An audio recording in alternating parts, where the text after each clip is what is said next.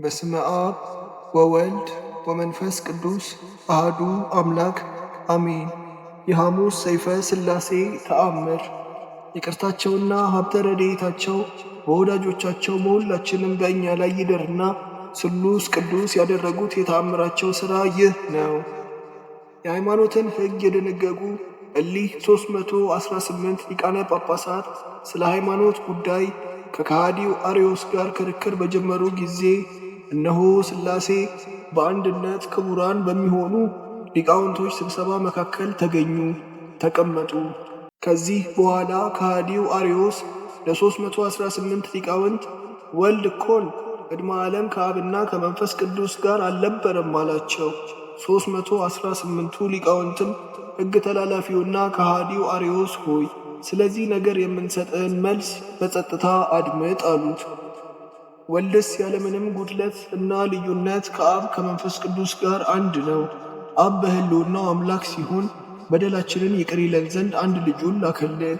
ወልድም በሕልውናው አምላክ ሲሆን ስለ እኛ እንደ የዋህ በግ ተሰዋልን።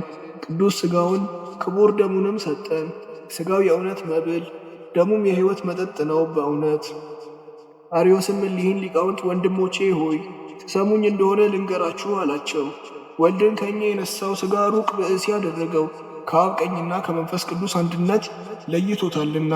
ይህም ከቅድስት ድንግል ማርያም የለበሰው ሥጋ ሐሞት አጠጥቶ ለሞት አደረሰው እንጂ ለሕይወት አልሆነውም። ከሞተም በኋላ ከአብና ከመንፈስ ቅዱስ ጋር ግንኙነት አላደረገም፣ ከእነሱ ጋር የመለኮት አንድነት የለውምና አላቸው። 318 ሊቃውንትም አንተ ከሃዲ ከልብህ አድምጥ፣ መጽሐፍ የተናገረውን እናመጣልሃለን ወይም እናስረዳሃለን። የሰውን ልጅ ሥጋውን ካልበላችሁ ደሙንም ካልጠጣችሁ የዘላለም ሕይወት የላችሁም። ዳግመኛም ሥጋዬ የእውነት መብል ደሜም የሕይወት መጠጥ ነው ብሏልና አሉት። አርዮስም 318ቱን ሊቃውንት ሥጋውንና ደሙን መቼን የሰጣችሁ? ከመሰቀሉ በፊት ነው ወይስ ከስቅለቱ በኋላ?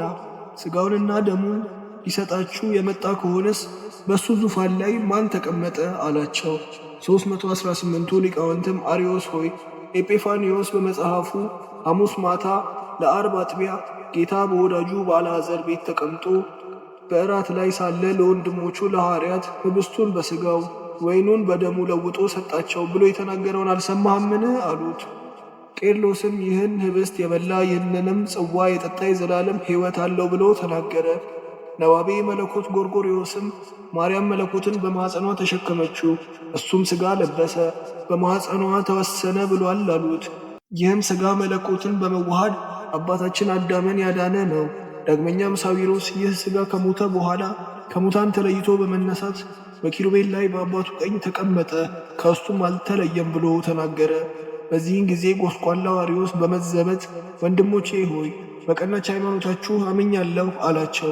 ከዚህ በኋላ 3 ምዕት ከአንተ እንተባበር ዘንድ ቅዱስ ቁርባን እንስራ ብለው እንደ አቤል መሥዋዕት የሰመረ መሥዋዕት አዘጋጁ። ይህ አርዮስም ከእነሱ ጋር ቅዳሴ ገባ። በቅዳሴውም ሥነ ሥርዓት ላይ ከእነሱ መካከል አንደኛው ሊቁ ዮሐንስ አፈወርቅ አንዱ አብ ቅዱስ ነው፣ አንዱ ወልድ ቅዱስ ነው፣ አንዱ መንፈስ ቅዱስም ቅዱስ ነው በማለት በታላቅ ቃል አሰምቶ አመሰገነ። ሌሎቹም መንፈስ ቅዱስን ላክልን ሲሉ ተሰጥኦውን መለሱ። በዚህ ጊዜ መንፈስ ቅዱስ ከሰማይ ወርዶ በመሠዊያው በቁርባኑ ላይ ተቀመጠ። መንፈስ ቅዱስም የአርዮስን ሕሊና በመረመረ ጊዜ የአርዮስ የሆድ ዕቃው ታወከ። ፈጥኖም ከቤተ መቅደስ ወጣና ወደ መጸዳጃ ክፍል ቦታ ሄደ። እየተቻኰለ ሲሄድ መንፈስ ቅዱስ በሕፃን አምሳል ቆሞ አገኘውና እንዲህ ሲል ጠየቀው፣ ሕፃኑ ልጅ ሆይ አንድ ሰው በአፉ አምኖ በልቡ ቢክድ ምን ይሆናል አለው። ሕፃኑም መጽሐፍ አፍም ልብም በአንድነት ይመኑ ያለውን አልሰማህምን? አለው። እንዲህም ሲባባሉ የአርዮስ አንጀቱ ወጣ። በዚህም ጊዜ ከሆዱ የወጣውን አንጀቱን ለመብላት ውሾች ይጣሉበት ጀመር። ከዚህ በኋላ 3 ምዕት የሆነውን ሁሉ ሰምተው ወደ እሱ መጡ። በመጡም ጊዜ በመጸዳጃው ቦታ ወድቆ ሞቶ አገኙት። እሊያ ውሾችም ሆድ ዕቃውን ለመብላት በሚያገለባብጡበት ጊዜ ከልቡ ውስጥ ወልድ ፍጡር የሚል ቃል ተገኘ። እኒህ ሥላሴ ያለመለየት በከበረ አንድነት ይህን ታላቅ ተአምር አደረጉ። የኒቅያም ሰዎች ይህን ተአምር አይተው አደነቁ። እስከ ዛሬም ድረስ ይህችን የቀናች የኦርቶዶክሳዊት ሃይማኖት እያስተማሩ ናቸው።